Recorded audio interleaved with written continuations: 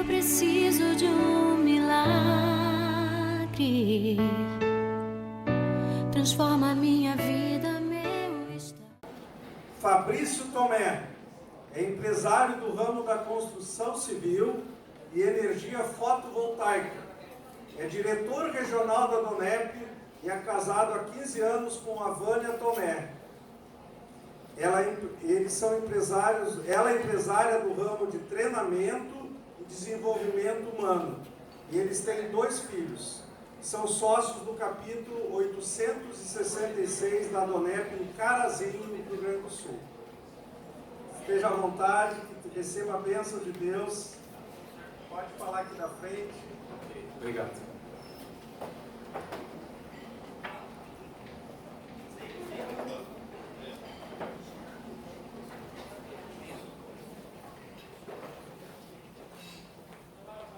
Boa noite a todos. É uma alegria para mim estar aqui com vocês em Porto Alegre, capital do nosso estado, essa cidade tão linda, e encontrar aqui vários amigos também. Meu irmão que está participando, está morando aqui em Porto Alegre, participando da diretoria também do capítulo. Alguns amigos da Febracis, que a gente tem conhecido aqui ao longo de uma jornada. Amigos já da DONEP também, e vários que estou conhecendo hoje. Então, é uma alegria realmente estar aqui.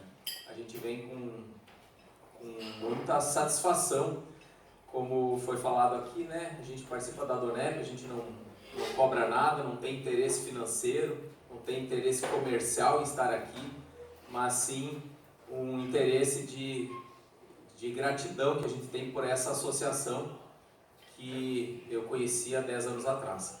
Então, como já falado aqui, eu sou casado com a Vânia, sou pai do Vicenzo, de 13 anos, da Joana, de 8 anos. Nós moramos em Carazinho, no norte do estado, e lá atuamos. Então, somos empresários. Eu tenho 2 lojas no ramo de materiais para construção, que completou 21 anos agora em julho. E também atuo com energia fotovoltaica, minha esposa corretora de seguros e também atuando com treinamento e desenvolvimento.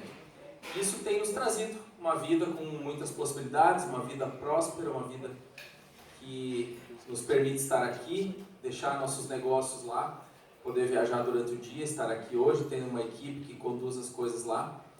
E eu quero compartilhar com vocês um pouco da minha trajetória até chegar aqui. Como tudo começou, erros, acertos, eu peço que vocês então abram o coração, entendem que isso foi a minha trajetória e o que fez sentido então para mim, e o que fizer sentido para vocês, vocês peguem. O que não fizer sentido, vocês entendam, compreendam, e sigam a jornada de cada um. E eu nasci na cidade de Passo Fundo, então somos apenas em 2, eu e o Maurício. E tivemos uma infância bastante tranquila, cidade do interior, morando num bairro, onde a gente tinha liberdade ainda de viver solto pela rua, voltar para casa ao anoitecer, e ter uma infância muito livre. Essa é uma das melhores lembranças que eu tenho da minha infância, do meu crescimento até a adolescência. E em paralelo a isso, outra lembrança que eu trago muito forte e que todos nós trazemos, da nossa casa. Como foi a nossa casa, como foi a nossa família, como foi o contexto.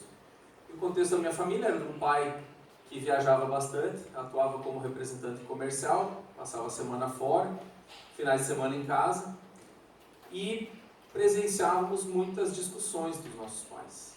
Então, meu pai bastante rígido, de certa forma, austero, grosseiro, de muitas formas, e discussões, muitas vezes acaloradas, outras nem tanto, por conta de ausências, por conta de deixar esposa de lado para cuidar dos seus interesses, por conta de egoísmo, por conta de infidelidade, e aquelas discussões elas vinham e marcaram também. De certa forma, que lá pelos meus 13 anos, talvez 12, 13 anos, a minha mãe, num ato de fraqueza dela, de desespero, talvez, dizendo assim, né, ela me pediu socorro. Né, olha, teu pai tem uma amante e tá difícil a coisa e eu gostaria que você falasse com ele. Né? Você como filho, talvez ele vai te ouvir e tal, e ele pode mudar isso. E eu recebi aquilo e, né, como uma certa pena, talvez, um certo sentimento de fazer algo, né? Disse, não, eu vou fazer, eu vou falar com ele. E eu planejava e eu não falava. Eu planejava e eu não falava, eu planejava e eu não falava, eu queria falar, mas não falava.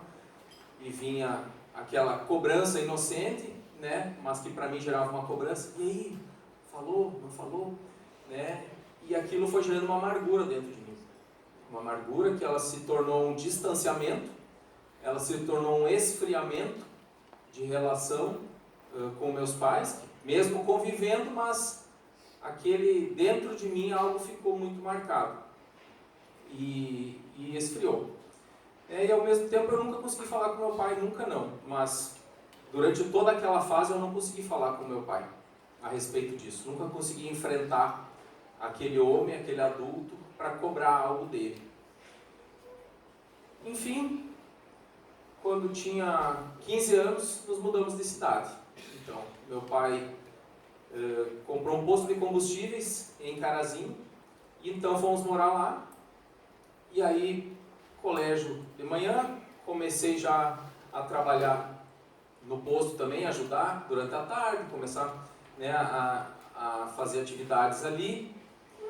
E ali, um posto de combustíveis de beira de estrada, no trevo da cidade, né, ele passa muito tipo de gente. Ele passa, né, nós quando estamos de férias, precisa abastecer, precisa ir no banheiro, precisa fazer um lanche, você para no posto, passa o caminhoneiro que está trabalhando, né, passa o pessoal da rodovia, passa a prostituta, passa o traficante, passa o bandido, passa o inocente, passa o bagaceiro, né, passa de tudo. E ali então, nos meus 15, 16 anos, eu já tive contato com um mundo que se revelou muito podre, né? E que existe aí fora, né? E que a gente está exposto a ele a todo tempo. E ali, então, eu conheci já uma turma, né, de clientes, de funcionários e tal, que gostavam muito de festa, churrasquinho, bebida alcoólica, cervejada, promiscuidade, casas de prostituição. E aquilo tudo era muito normal naquele ambiente. Aquilo tudo fazia parte da rotina daquele pessoal. E eu, um jovem, né, adolescente, me inseri logo naquela rotina. E aquilo passou a ser normal. Né? Aí meu pai nisso tudo. Bom, meu pai era dono do posto. Ele às vezes participava das jantas, dos acontecimentos ali. Nem todos ele participava, porque eu também já tinha independência, já fazia as coisas também por conta. E o pós-evento ele não participava, mas ele sabia o que acontecia. Só que como aquilo para ele também era um mundo normal, que ele se acostumou no tempo de estrada dele, na vida dele, talvez já de ter visto o meu avô fazer aquilo, então para ele era tudo muito normal. Então ele nunca me chamou a atenção de alguma coisa, não vai por aí, para com isso, não te mistura com essa gente, não vai nesses lugares. Né? Uma porque ele talvez não teria moral, e outra porque para ele era normal. Então, aqui eu já quero, né, deixar uma primeira reflexão para nós aqui. Né? O que para a gente está sendo normal e que isso está sendo levado para os nossos filhos, está sendo levado para as pessoas que convivem com a gente e que vão fazer essas pessoas acreditarem naquele normal e talvez viverem aquele normal, e vocês vão entender no decorrer da história as consequências que esse normal trouxe para a minha vida. Mas então, né, fica esse ponto de reflexão. Bom, paralelo a isso, então trabalhava de dia, né, tinha colégio, uma escola particular, muito boa da cidade, bem frequentada, as famílias mais proeminentes da cidade. E lá meus colegas de aula, eles também gostavam de festa, de bebida alcoólica, de casas de prostituição, e ainda eles gostavam de maconha e de cocaína. E me apresentaram também para mais essas duas substâncias que também passaram a fazer parte da minha vida. Então, aos 16 anos, né, eu já era usuário de drogas, frequentava esse tipo de ambiente, né, frequentava uma boa escola, tinha uma boa família, pais empresários, eu trabalhava, tinha minha responsabilidade, tinha meu dinheirinho, né, mas frequentava os piores ambientes da cidade fazendo esse tipo de festa, né, que para mim era normal, para os meus colegas de aula era normal, para o pessoal onde eu trabalhava era normal, então essa era a vida, né, e vamos curtir a vida porque é tudo normal, está tudo certo, né, eu pago minhas contas, não roubo, não faço nada de errado, né, para me sustentar, sustento meus vícios, tá tudo normal, a hora que eu quiser parar eu paro, a hora que eu não quiser fazer eu não faço. Esse era o meu pensamento na época. O tempo foi passando, entrei na faculdade de administração, então, e quando eu estava com 21 anos, para 22 anos, então meu pai decide abrir uma loja de material elétrico e hidráulico. Então ele, em sociedade com outro empresário, entenderam a oportunidade que tinha na cidade, né? Ó, vamos abrir essa loja e queremos que você seja o gerente da loja. Que é essa loja então que eu tenho até hoje, que fazem 21 anos que isso aconteceu. Eu disse, beleza, eu estava quase concluindo a faculdade, o último semestre da faculdade, já não aguentava mais trabalhar com meu pai, né? Queria seguir um outro rumo para a minha vida. E aí veio a loja, beleza, vou lá gerenciar a loja, mas então eu não quero ser só gerente, eu quero ser sócio também desse negócio. Aí eu já tinha um carrinho, tinha uma economiazinha, comprei uma parte dessa empresa e me tornei sócio, então fui trabalhar e fui cuidar dessa empresa, aprendi a gostar do ramo.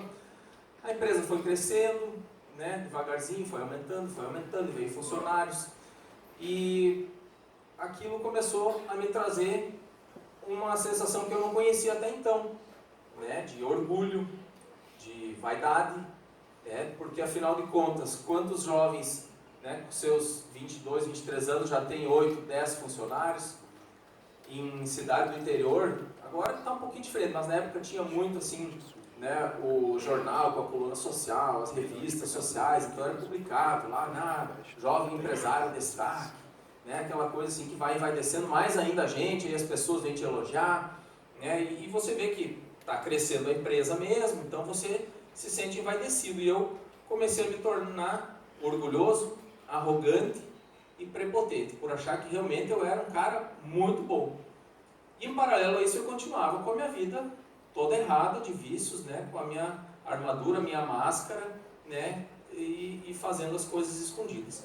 Isso me tornou uma pessoa que eu não respeitava relacionamentos, eu não respeitava ninguém, né, porque eu achava que eu era o dono da verdade, tudo aquilo que eu fazia era tudo normal, estava tudo certo, a empresa estava crescendo, eu pagava minhas contas, então as festas que eu fazia, os tragos, a droga, promiscuidade, prostituição, tudo isso tinha uma justificativa, né, que era para aliviar o estresse, que eu merecia, né, que eu tinha o direito de fazer isso, porque eu não estava prejudicando ninguém fazendo isso, então eu tinha direito de fazer isso, né, então eu contava essa história e acreditava nela, me convencia e fazia mesmo.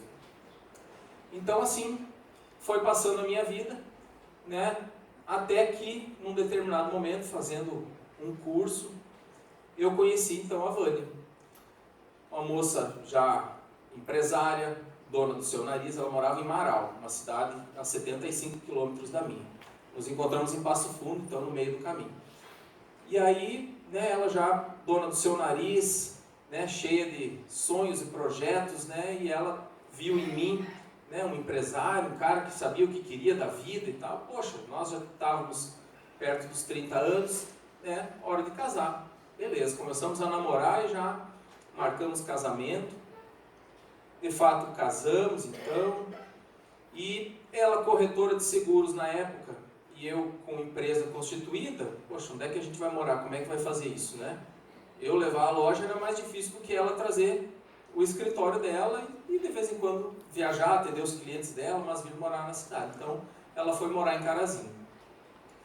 E lá chegando, né, qual a expectativa de uma mulher recém-casada, que vai morar numa outra cidade onde ela não conhece ninguém, né, ser acolhida, amparada, né, agora ela tem um porto seguro, agora eu tenho meu marido, né, ele vai me apresentar para a sociedade, vai me ajudar, vai me acompanhar, né, vai ser meu companheiro.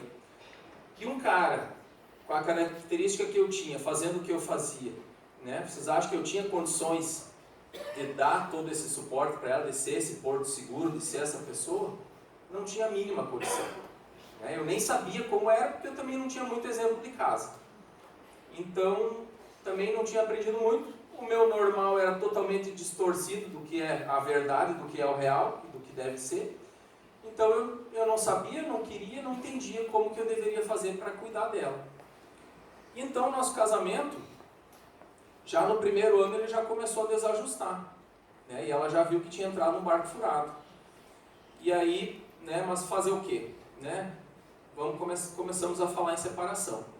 E ela já começou a se dar conta que ela devia voltar para a cidade dela, cuidar das coisas dela. E esse plano ele só foi interrompido porque ela engravidou do nosso primeiro filho. E aí, poxa, vamos reconsiderar isso. Né? Não queríamos um filho que nascesse, né, de pais separados. Então vamos nos esforçar, vamos, né, tentar construir um relacionamento verdadeiro. Né? Fazíamos combinados, né? Vamos tirar umas férias, vamos tirar uma viagem então, para a gente dar um tempo. Né? Não dava certo. Vamos fazer isso, então vamos começar a sair mais junto, vamos sair fazer caminhada para a gente conviver junto. Não dava certo. Não, então nós temos que ir para terapia de casal. Vamos para psicólogo, porque aí a gente precisa, né, entender. Aí fomos para terapia, não estou falando mal da terapia, tá? Mas para nós não deu certo. Por quê? Porque lá na essência, na minha essência especialmente, não mudava. Ou eu não queria, ou eu não tinha forças, ou eu não entendia como fazer, então não avançava. Né? Nasceu o nosso primeiro filho, então, e as coisas, ele foi crescendo um pouquinho e a gente viu que realmente não teria jeito. Então voltamos a falar em separação mesmo com o nosso filho pequeno. Estávamos entendendo que aquele seria o caminho melhor para nós, né? Ia ser ruim para ele, ia ser dolorido de certa forma, mas seria o melhor porque a gente teria condições de talvez ser feliz de um jeito diferente. E aí, num determinado momento, um amigo me convida para um jantar.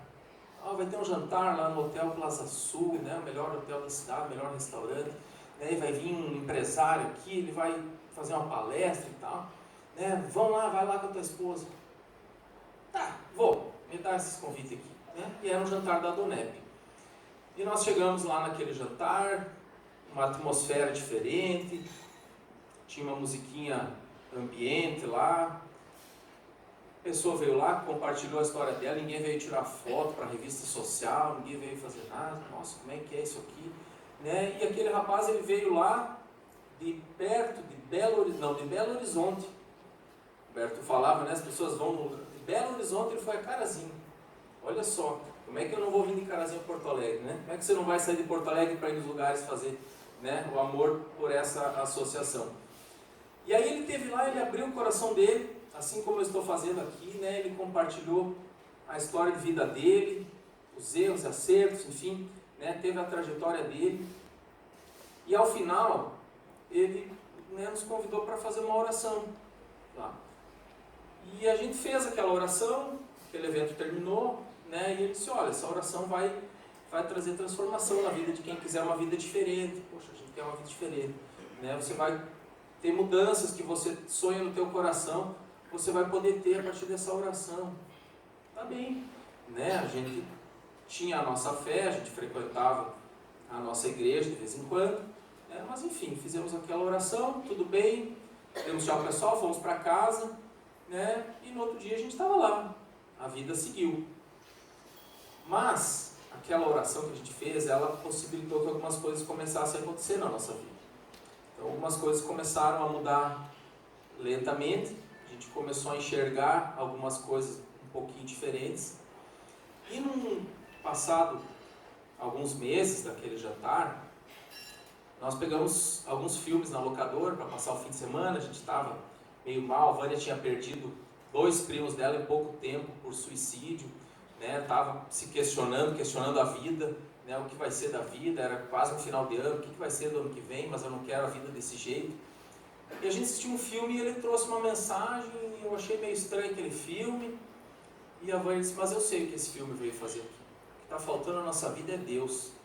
A gente precisa de Deus na nossa vida. Deus que vai trazer a mudança. Eu disse, Deus, tá? E eu sei o que eu vou fazer. Eu vou procurar uma casa de fé e eu quero entender mais disso. Tá bem, fiquei olhando e ela na segunda-feira já saiu, né, procurar uma igreja para ir e começou a se informar onde é que tinha uma igreja diferente que ela queria conhecer e veio aquela sede. Eu disse, tá, tudo bem. Comecei a acompanhar ela e a gente começou a conhecer uma igreja aqui, uma igreja ali e começamos a gostar do que a gente estava conhecendo. A gente começou a conhecer Deus de uma forma diferente do que a gente conhecia. Eu comecei a buscar entender um pouco mais o livro que falava sobre aquele Deus. Comecei a ler um pouco mais a Bíblia, comecei a entender o que estava escrito, o que significava aquilo. Começamos a participar ativamente das atividades daquela casa de fé, ouvir os ensinamentos, e aquilo sim começou a fazer diferença na nossa vida. A gente começou a ter mais paz, a gente começou a brigar menos, começamos a querer nos entender mais, né? Querer estar junto, a querer dar continuidade nesse casamento, a não falar mais em separação. E num determinado momento, após uma reunião, durante uma reunião daquela casa de fé, então, eu fiz um combinado com Deus, eu e ele. Eu disse, olha, a partir de hoje eu não quero mais essas porcarias que eu uso, eu não quero mais bebida alcoólica na minha vida, porque a bebida alcoólica me levava para as outras coisas, me levava a ser um cara grosseiro, a falar palavrão, a ter vontade de usar drogas. Então eu disse, eu não quero mais bebida, não quero mais drogas, eu não vou mais trair minha esposa, eu não quero mais promiscuidade, não quero mais nada dessas coisas erradas na minha vida. E eu fiz aquele combinado com ele, eu e ele em silêncio, lá quietinho. Cheguei em casa, a primeira coisa que eu fiz foi botar tudo fora que eu tinha de bebida em casa, botei tudo pelo ralo da pia. E a partir dali, nem um dia mais da minha vida, isso fazem em torno de 10 anos, está fazendo 10 anos, acho que fez agora em agosto. Eu nunca mais bebi, nunca mais usei drogas, nunca mais traí minha esposa e fui liberto daquilo naquele momento, naquela oração, naquela conversa, linha reta, né? Papo reto, eu e ele. E eu, 17 anos de vícios ficaram ali naquele momento, 17 anos contínuos. Bom, me libertei daquilo, comecei a ter mais paz, comecei a poder deixar meu celular à disposição, né? Sem me preocupar se ia tocar, se ia chegar mensagem, se não ia, né? Se alguma coisa ia acontecer de errado. Comecei a viver mais tranquilo. Porém, a minha esposa não sabia de nada disso. Era eu e Deus que tinha combinado, eu tinha parado, né? Ela não sabia, nosso casamento estava mais estabilizado, as coisas estavam mais sossegadas. Eu estava mudando minha conduta, tinha me arrependido, tinha pedido perdão para Deus, Deus tinha me perdoado. Então nós estávamos planejando já um segundo filho, né? Porque queríamos aumentar a família e não vinha aquele segundo filho, não vinha gravidez. E quase 2 anos se passaram e não vinha gravidez. Poxa, então nós precisamos ir para o médico, né? Vamos ver o que tem, vamos fazer exames de saúde, vamos ver por que a gente não está conseguindo engravidar, se o primeiro filho foi tão fácil. E aí, primeira bateria de exames, então a Vânia é diagnosticada com tinha contraído uma bactéria sexualmente transmissível e que estava impedindo a gravidez, tinha prejudicado as trompas.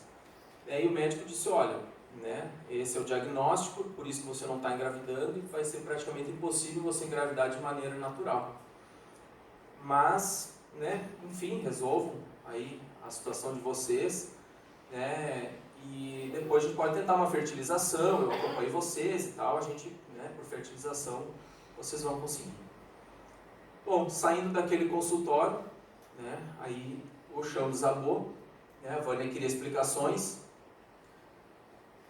Eu comecei a me questionar, poxa Deus, agora que, né, eu mudei de vida, o Senhor já me perdoou, né, por que isso agora? Né, o que eu vou dizer? Eu vou confessar todo o meu passado, arriscar, botar fora o meu casamento? Vou negar até a morte e vou mentir descaradamente? Né? Se eu já estava caminhando com Deus, eu sabia que eu não podia mentir. E aí comecei a entrar naquele embate, né? E buscar aconselhamento com um amigo. E aí vem a importância da gente buscar aconselhamento com pessoas certas, né? Quando a gente está com qualquer problema.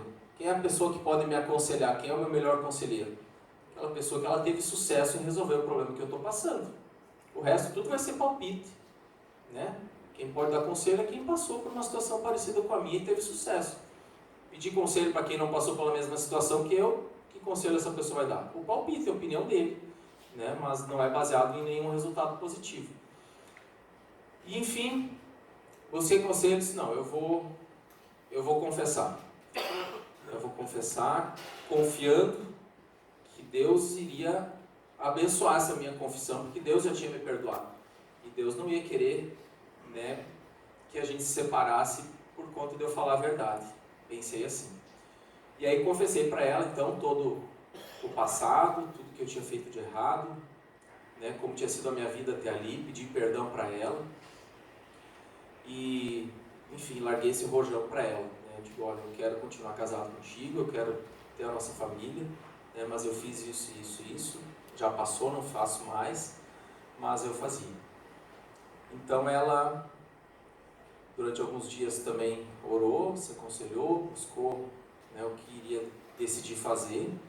E mesmo tendo todos os motivos, talvez humanamente falando, para se separar, para não aceitar tudo aquilo que eu tinha feito por ela, que ela tinha o direito naquele momento de não aceitar, né, ela decidiu, né, e é uma decisão, o perdão é uma decisão racional, não emocional naquele momento, mas ela decidiu pedir forças para Deus, né, e me perdoar e a gente reconstruir, ou construir, ou, né, tentar construir um casamento mesmo passando por aquilo ali.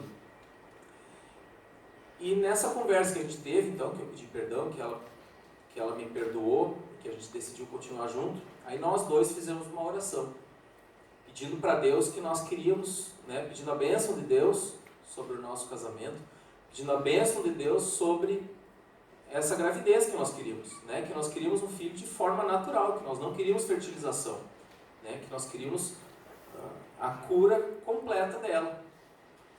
E Deus nos deu esse eu digo que é o segundo milagre que Deus fez na minha vida. O primeiro foi a libertação, né, numa noite, numa oração. E o segundo, então, em poucos dias a Vânia estava grávida. E da nossa filha Joana, que nasceu perfeita, né, trazendo muita alegria para nós. Então Deus nos deu essa graça. Enfim, isso foi 2013, 2014 a Joana nasceu. 2013, então eu tinha expandido a minha loja, então eu mudei de um prédio de 400, 500 metros para um prédio de 2.000 metros a loja. Então foi um boom muito grande e abri uma filial. Então, como eu mudei para um ponto maior, aquela que tinha ficado pequena, eu disse, bom, vou levar para um outro ponto e fiquei com duas. Então abri uma filial. E eu tinha aprendido, lembra, né, aquilo que a gente aprende, do que é normal? Para o meu pai, na gestão da empresa dele, lá do posto de gasolina, era normal pegar dinheiro em banco, trocar cheque, antecipar boleto, pegar empréstimo de banco. Aquele era o modelo normal de gestão para ele. Eu aprendi com ele e na minha empresa também eu achava normal isso tudo, pegar dinheiro em banco. E eu era muito bom nisso. Eu pegava um para pagar o outro, né, e botar um pouco de dinheiro no caixa, e assim eu ia fazendo. E o negócio ia crescendo. Lógico que existe uma lógica, né, que quanto mais o negócio cresce, mais capital de giro ele precisa. Sim, isso é fato, né? Se tem algum contador aqui, ou empresários, sabem que é assim, você precisa de capital de giro, se você não tem o teu dinheiro para colocar na empresa, você precisa pegar do banco. Isso é fato. Mas às vezes isso também se camufla com a má gestão, né? Porque você facilita, e aí a tua incompetência, muitas vezes ela é disfarçada pelo dinheiro que vem do banco, né? Porque daí vem o dinheiro do banco, se tem dinheiro no caixa, está tudo bem, né? Sou um bom gestor, sou um bom empresário. Então eu também me enganava com isso. E aí expandi essa empresa, né? E aí, poxa, abri uma loja, tranquilo, estou com Deus, Deus está comigo, agora sim, né? Eu já sou um bom empresário. Deus do meu lado, quem é que me segura? Não tem. né? Dinheiro de banco, abre empresa. E aí o que aconteceu em 2014 no nosso país? Começou a entrar em crise, né? Qual é o primeiro setor que foi afetado? Construção civil e a indústria. E aí então, quando iniciou a crise, eu já estava em crise, porque eu já estava totalmente alavancado em banco, eu já tinha parcelas gigantes para pagar de financiamentos, né? E aí a economia começou a dar uma esfriadinha, eu já entrei em colapso. E aí a situação já foi ficando insustentável, porque eu estava com 2 lojas, eu estava com um custo altíssimo de estrutura, eu estava com um custo altíssimo de parcelas para pagar no banco, e eu já comecei a não dar mais a volta, né? Começou a atrasar imposto, começou a atrasar banco, pega todo o dinheiro que dava para pegar, o banco começou a não emprestar mais também, pega dinheiro aí com parente, quando começa a faltar dinheiro no caixa, começa a ir título para o cartório, pega dinheiro com familiar, pega dinheiro com amigo, pega dinheiro com quem te dá, para de pagar o fornecedor, começa a voltar o cheque, começa a pagar o título em cartório, começa a não conseguir mais pagar o título em cartório, o título vai a protesto, protesta 1, protesta 2, protesta 3, 4, 5, 6, 80, 90, mais de 100 títulos protestados em Serasa, cheque, em colapso, fornecedor não mandando mais mercadoria, não, mas eu vou pagar, eu vou pagando e negociava e tentava, até que não conseguia mais negociar com o fornecedor, a chegar a um ponto de a empresa está tecnicamente falida, e não saber mais que dia você ia conseguir ainda abrir a porta da loja, faltando mercadoria, né, indenizando funcionários, fechei a filial, tentando reduzir custo, resgatar, fiquei só com uma, envolve família, envolve uma situação insustentável, né, em clima, porque tu fica te sentindo daí um inútil, um incompetente, né, e de fato eu era, porque senão não tinha chegado àquele ponto, e funcionários te olhando, fornecedores te olhando e questionando, né, banco pressionando, governo pressionando, ao ponto de não saber mais o que fazer. E aí não poder nem tirar mais o meu salário, o meu sustento, dependendo da esposa, tirando uma miséria, quando conseguia tirar algum dinheiro naquela época da empresa, né, e tudo atrasado, uma situação caótica. Bom, o que vamos fazer? Busca conselho com o advogado. Olha, recuperação judicial, talvez, né, tu dê a volta. Ah, mas será recuperação judicial? Vai falar com outro escritório da advocacia. Olha, faz uma recuperação judicial, que é o que vai te salvar. E aí naquela altura, já estava caminhando com Deus, sabia que Deus tinha algum propósito em tudo aquilo, queria confiar, tinha fé, né? Mas, e aí, o que eu faço? O que vai acontecer? Essa empresa vai quebrar? Não vai quebrar? Vai vir um milagre de Deus? Tentava buscar sócio, tentava buscar dinheiro de tudo que é lado, alguém que fizesse um milagre humano lá para aquela empresa, né, ressurgir das cinzas, e nada surgia. E aí fomos buscar aconselhamento de um último escritório de advocacia, amigos já da Vânia, de muito tempo, o pessoal de Passo Fundo, e nós fomos lá e, poxa, vamos lá ver, né, se eles têm alguma coisa a mais para nos dizer sobre isso. Oramos no caminho, pedimos para Deus que Deus falasse através deles. E aí eles conversaram, olha, tecnicamente acho que isso aqui você tem como dar volta sem recuperação judicial. Recuperação judicial não vai ser bom para vocês são muito jovens para ter uma marca, um carimbo no CPF de vocês com isso tudo, né? Vocês têm sangue, vocês têm juventude, vocês vão trabalhar, vocês vão dar a volta. Vocês têm alguma coisinha que vocês possam levantar mais algum dinheiro assim para dar uma arrancada, e eu vou orientar vocês, vou segurar juridicamente o que der aqui, nós vamos, né, renegociando com os bancos, com o governo e tal, e vocês vão dar a volta trabalhando. Aí a Vânia tinha uma sala comercial, que era dela, do tempo de solteira ainda. Ela disse, olha, tem a sala, se quebrar, se nós perder tudo, vai a sala, vai tudo. Então vamos vender a sala, que a gente pode tentar, né, dar a volta nesse negócio. E aí, então, tá bom. Eles, não, então vamos lá, tentam vender essa sala aí, eu vou segurando aqui os bancos e tal, o governo, vamos dar um fôlegozinho para vocês e vocês vão trabalhar. Isso era uma quinta-feira. Na quinta-feira a gente colocou diante de Deus, então, aquele projeto. Senhor, é contigo agora. Um ano de crise, 2015, nós precisávamos vender a sala, nós precisávamos de dinheiro, não adiantava pegar carro, vender a prazo, nada disso nos adiantava, nós precisávamos, tinha que ser para ontem, né? Porque não tinha mais um dia que a gente tivesse paz ou tivesse certeza que ia conseguir trabalhar. Com medo de chegar alguém lá fechar a empresa, sei lá, né? E aí começamos a falar com algumas pessoas. Na sexta-feira a Vânia levantou uma interessada, no sábado fechou o negócio, e ela disse, olha, eu tenho uma soja para vender, e pode levar uma semana, dependendo para entrar o dinheiro. Não, tudo bem. Na segunda-feira, ao meio-dia, a gente estava com o dinheiro daquela sala todo depositado na conta. E aí começamos então a reorganizar e reestruturar a empresa com aquele fôlego. Então, paga um pouquinho aqui, um pouquinho ali, ajusta, vamos trabalhar. Trabalhamos bastante, a Vânia veio para dentro da empresa, também deixou os negócios dela, veio lá me ajudar, né, dar um socorro, ajudar na cobrança, ajudar aqui, ajudar ali. E aí contratamos pessoas boas também, que foram surgindo, que Deus foi mandando para nos ajudar na gestão da empresa. E as coisas foram dando a volta. Conseguimos recuperar aquela empresa que estava quebrada, né, fizemos ela voltar a crescer. E entendemos, no decorrer dessa caminhada, né, e aí vem um papel bastante interessante aqui em Porto Alegre, alguns colegas aqui da Febracis, né, que a Febracis é uma empresa de treinamento e desenvolvimento humano, para quem não conhece, merece conhecer, que fazendo curso eu fui entender o quê? Que eu precisava corrigir aquilo que eu não estava fazendo direito. Óbvio, né? Se tu não está fazendo certo, não está tendo resultado, tem que corrigir, mas às vezes a gente acha tão normal o mundo da gente fazer daquele jeito de sempre as coisas, que às vezes você não consegue enxergar, e eu não conseguia enxergar que era eu que precisava mudar também a minha forma de gerir a empresa. E aí eu fui buscar consultoria, eu fui buscar novos conhecimentos, eu fui buscar amadurecimento, e aí as coisas começaram realmente a consolidar na gestão da minha empresa, e aí sim, né, o ciclo deu a volta completa.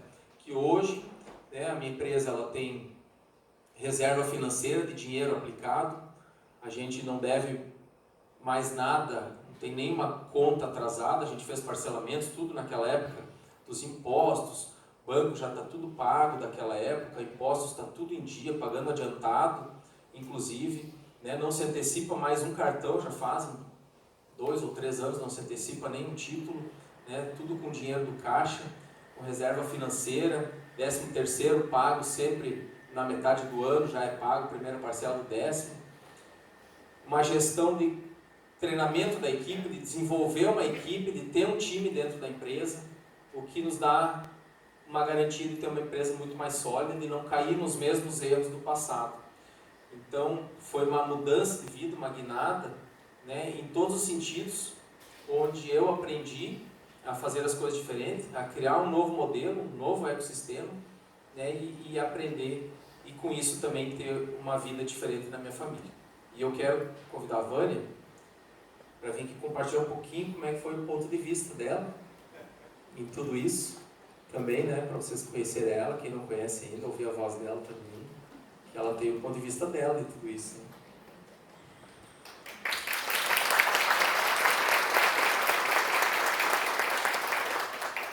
Boa noite, então. Sem sombra de dúvida, vocês devem imaginar que foram fortes emoções, né?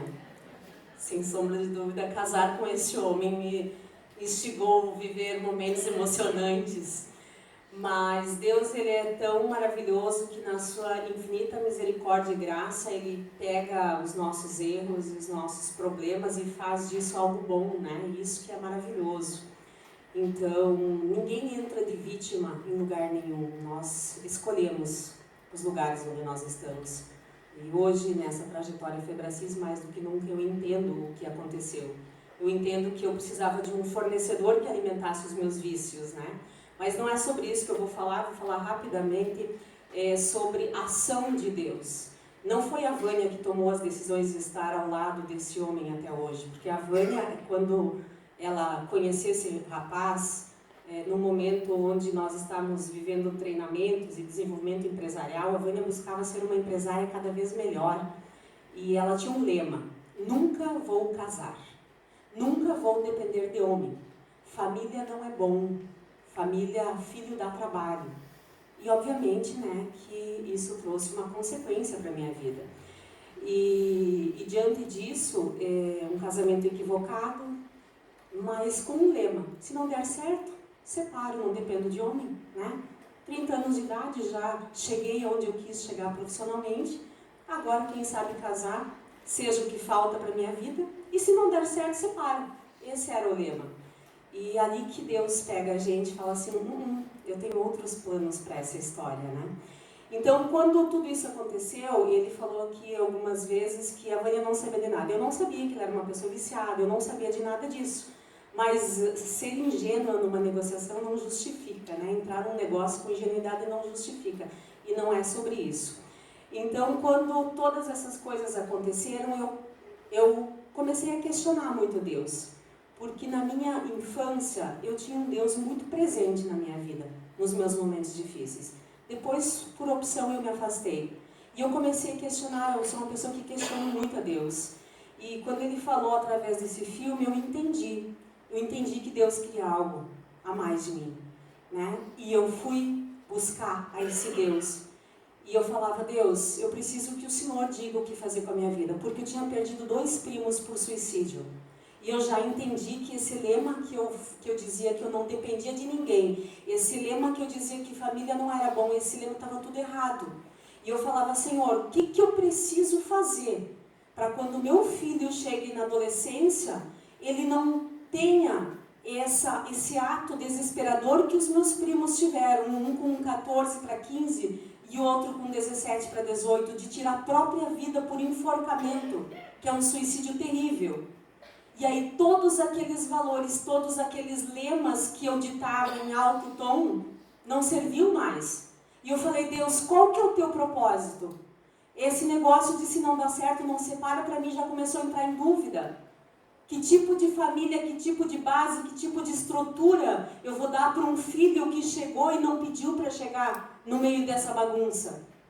E assim como o Fabrício, sabe que o homem não guarda detalhes, né? O Vicenzo não chegou acidentalmente na nossa vida, foi um plano nosso.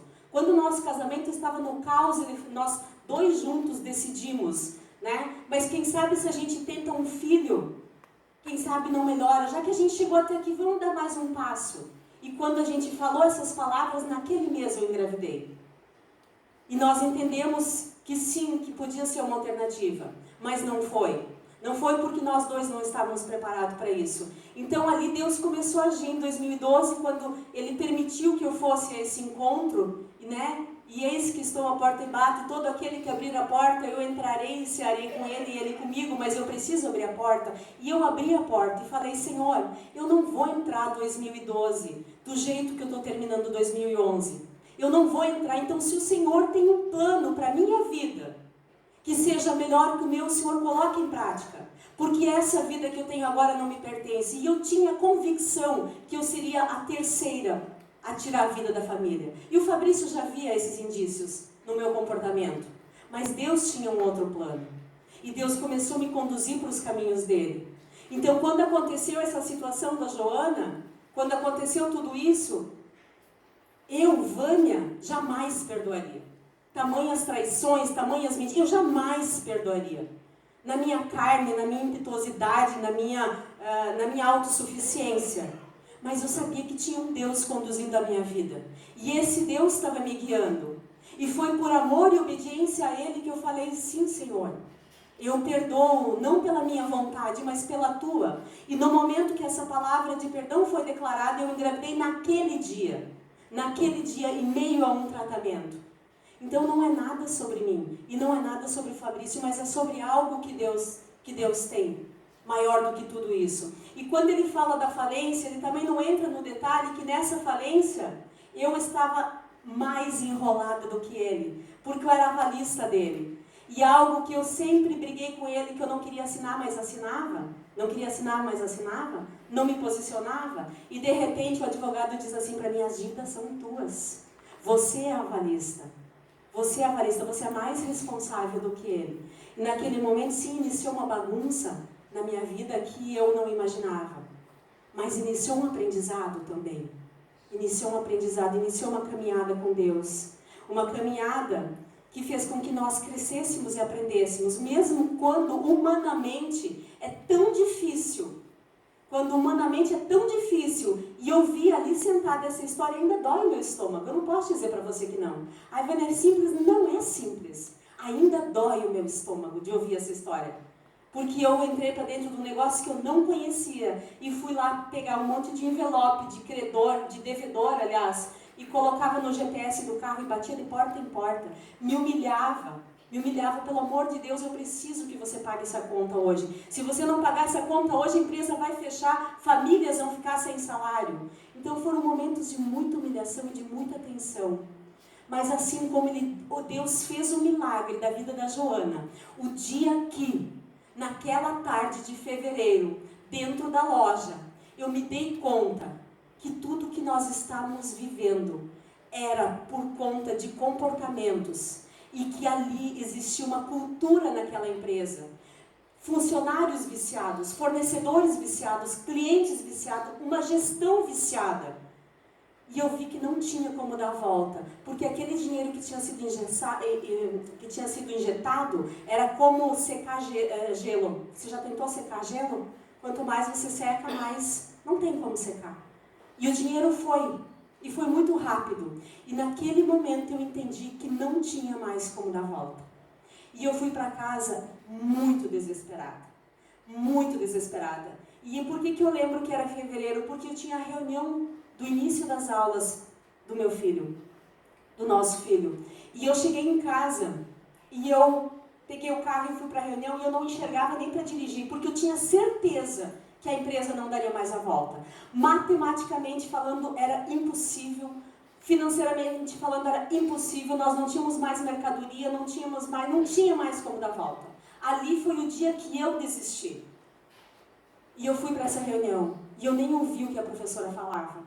E voltei para casa chorando desesperadamente. E fui para o meu quarto, sem as crianças ver. A Joana já era bebezinha, o Vicente era um pouquinho maior. Fui para debaixo do chuveiro tomar banho para ninguém ouvir os meus gemidos de tanta dor e desespero. Porque eu vi que ali era o resto da nossa vida. Porque falávamos de dívidas de milhões. Era o resto da nossa vida com esse carimbo no nosso passaporte, no nosso CPF. E ali, debaixo daquele chuveiro, eu falei, Deus, por que o Senhor nos trouxe até aqui para agora acabar nisso? Já teve perdão, já teve tanta coisa, por que, Senhor? E naquele momento que eu clamava a Ele, Deus ouviu minha voz. Eu saí do chuveiro, fui para debaixo do lençol, era muito quente, mas eu não podia ver, eu não podia que as crianças vissem o tamanho do inchaço do meu rosto. E toco o interfone. Naquela época, nós frequentávamos uma casa de fé em que o pastor havia ido embora e nós tínhamos um pastor interino que chegava na igreja na quinta-feira e ia embora na segunda. E esse dia era um dia de terça-feira. Não tinha pastor na nossa igreja. Toco o interfone e o Fabrício diz assim, Vânia, tu ligou para o pastor? Eu falei, não.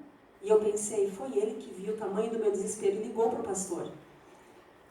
E ele disse, eu não sei o que aconteceu, mas o pastor está aí. Vai atender a porta que eu estou com as crianças. E eu não pude acreditar, porque o pastor não estaria na cidade naquele dia. E quando eu chego na sala e eu abro a porta, esse pastor, um cabelinho bem branco, um olhinho pequeno, quando eu abri a porta assim, meio entreaberta, ele olhou para mim e falou assim, minha filha, eu vim aqui dizer para você que eu não desisti de você. Que eu não desisti de você. Não desista porque eu não desisti de você. Naquela hora nós nos colocamos de joelho no tapete da sala. Oramos. E eu chorei, mas foi um choro de renovo. Foi um choro da presença de Deus ali. E da certeza que Deus não tinha me abandonado. E ali as minhas forças foram reconstruídas, reconduzidas. E de lá para cá, quando algo muito desafiador acontece na minha vida, eu lembro desse Deus que falou que não me abandonou naquele momento. E Ele não deixou esse barco afundar. Porque para homem não teria como. Mas quando o homem não alcança mais com a força do braço, não alcança mais a distância do braço, entenda que não é mais para nós. E entenda que é nesse momento, e somente nesse momento, que Deus tem a possibilidade de mostrar a ação divina. E é sobre essa ação divina que eu também fui direcionada a Febracis. E quem me conhece da Febracis sabe que toda vez que eu estou lá eu falo, não é por mim que eu estou aqui. Porque lá em 2018, quando nós então estávamos trilhando de passos, a empresa não afundou, mas a empresa não transbordava também. E eu novamente pedi direção de Deus. E Ele me levou até a Febracis. Hoje, para mim, a Febracis é uma missão. É uma missão que tem uma metodologia para impactar e para transformar vidas e negócios. Que assim como eu, estão num lugar por falta de conhecimento. O meu povo padece por falta de conhecimento. O perigo é que o meu povo é muito orgulhoso e muito arrogante. Então é sobre isso a nossa história, não sobre nós, não sobre a nossa vontade, não sobre o nosso desejo, não sobre a nossa alegria de estar aqui contando uma história, mas é sobre um Deus que tudo pode, um Deus que tem planos infinitamente maior do que os nossos. E eu não sei que resposta você está pedindo dele nessa noite, mas eu estou aqui para dizer para você que não existe problema nenhum maior do que esse Deus, mas que existe sim uma ação humana de obediência, de humildade, de reconhecer que nós somos pequenos e fracos e que nós precisamos do poder de Deus, mas nós precisamos também de atitude, de posicionamento, porque Deus age no impossível, mas no possível é nós que devemos agir. Então essa é a nossa história, e que ela não sirva para você julgar, nem para você tentar entender, mas que ela sirva para conectar algo da sua vida através da nossa história. Porque eu creio que Deus nos trouxe aqui nessa noite para que Deus falasse ao coração de cada um de você. E é sobre isso, não sobre nós, mas sobre você. Que você tenha essa certeza no teu coração que Deus hoje veio aqui fazer uma visita para você. Então, volte para sua casa com a sua força renovada, com a sua esperança renovada e com a certeza de que você não foi abandonado e que Deus bate a sua porta. Amém?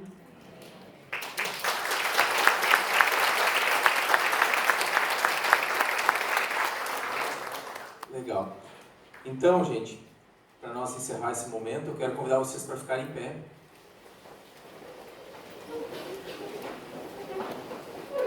E nós vamos convidar vocês para fazer uma oração parecida com aquela que eu fiz lá naquele jantar da Dona Hebe. Lembra que eu comentei que a partir daquela oração, algumas coisas começaram a acontecer? Não todas, mas naquela oração, e essa oração que eu quero convidar vocês para fazer, ela tem o objetivo de dizer o quê? Senhor, estou aqui.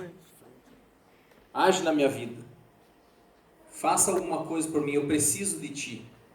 Porque a Bíblia diz que se eu confessar com a minha boca, crendo no meu coração, que Jesus morreu por mim, para que eu tivesse a vida eterna e a liberdade, eu me tornarei filho de Deus. E se eu me torno filho, eu tenho direito à herança.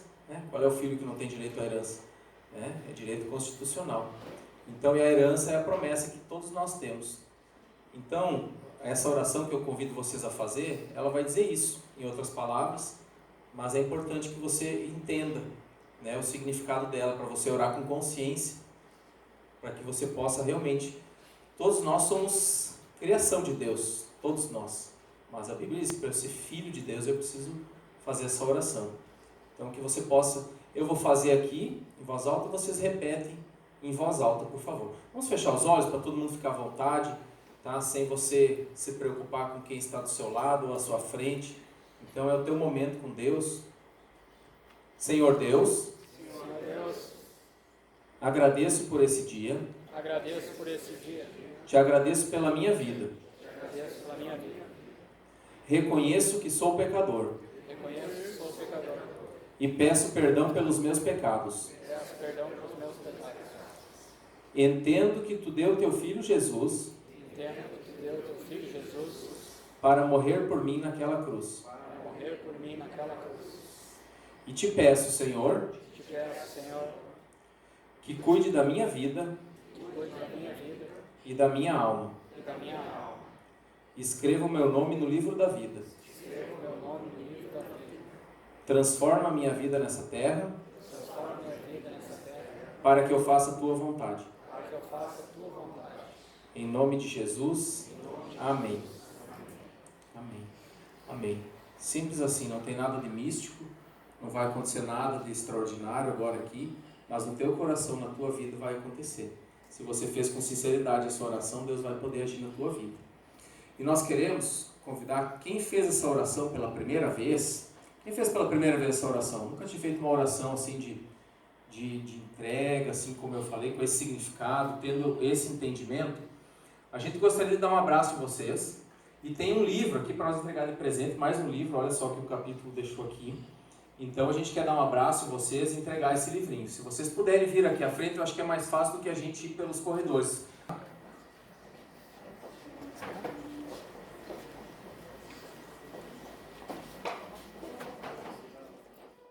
Mestre, eu preciso de um milagre.